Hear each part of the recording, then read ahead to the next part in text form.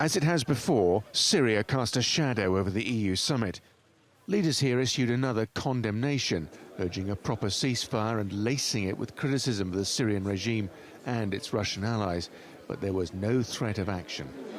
Faced with the brutality of the Syrian regime and its supporters, notably Russia and Iran, we are not as effective as we would like to be.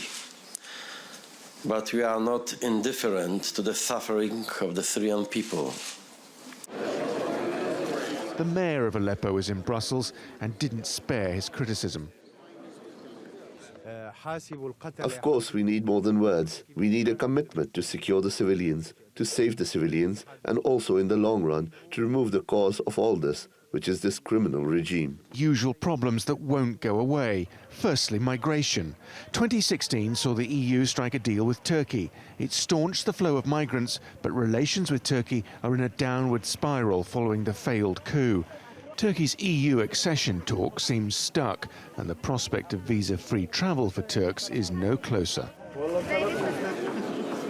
But EU leaders are desperate for the deal to survive. EU plans for closer ties with Ukraine are also bogged down.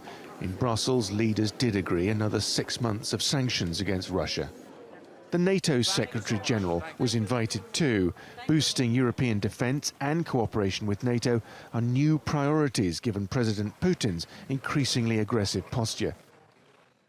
And then, once Theresa May had left, the 27 leaders talked Brexit, mostly about who will lead the negotiations once they start, probably next March. But there is growing consensus here. The process will be messy. This was the year that Brexit shocked the European Union project. 2017 doesn't look much easier, with crucial elections and the rise of populist parties threatening further division. Add to that the new Russian threat and Donald Trump entering the White House, and Europe's leaders will be leaving here with plenty to worry about. Simon McGregor-Wood, TRT World, Brussels.